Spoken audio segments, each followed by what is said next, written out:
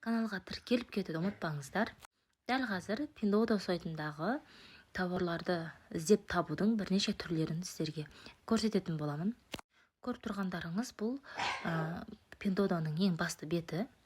Жоғарыдағы оң жақтағы камераның белгісін басамыз. Өзіңізге ұнаған кез келген затты осылай фотоға түсіріп, скрин жасап, Pinduoduoның сайттың өзі сіздерге тауып береді. Мінекей екінші вариантты көрейік. Тура осындай дәптерді сіздерге тауып береді. Қараңыздар, өте көп магазиндер, бағалары әр түрлі. Жоғарыда камераға қарама-қарсы жолда осылай өзіміз жазу арқылы тауарды таба аламыз. Мінекей мен ойыншық деп жаздым. Бізге қазір тауып береді осыны. Қараңыздар. Қазақ тілінде де жазсаңыз да болады, орыс тілінде де жазсаңыз болады.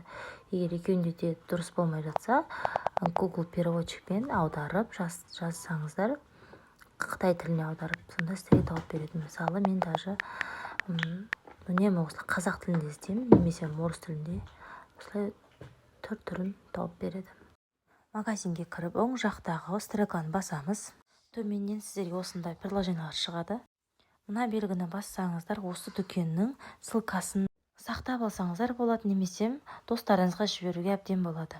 Ссылкасын алғаннан кейін WhatsApp-қа өтеп, бассаңыздар осы жерінен выставить етіп, жаңағы кез келген адамға жібере аласыздар. Не болмаса обратно сол белгінің үстін бассаңыздар, тура сол магазинге сіздерді алып келеді. Менің мына осындай WhatsApp-та өзімнің чатым бар. Проверенный ссылкаларды осылай сақтап қоям, магазиндерді. Солай ссылкаларын сақтап қойсаңыздар, соның үстіне бассаңыздар, остерде уже дайын каталог болады. Ал енді төртінші іздеу жолын көрсетейін. Төмендегі микрофон белгісін басып, дыбыстап сөйлеу арқылы тауарды таба аласыздар. Мысалы, мен қазір Adidas деп айттым, голосовой. Мінекей түрін шығарып берді. Детский, взрослый, бас киім, сыртқы күрткеме. Ар жағында, төмен жағында өздеріңіз былай таңдап аласыздар ғой.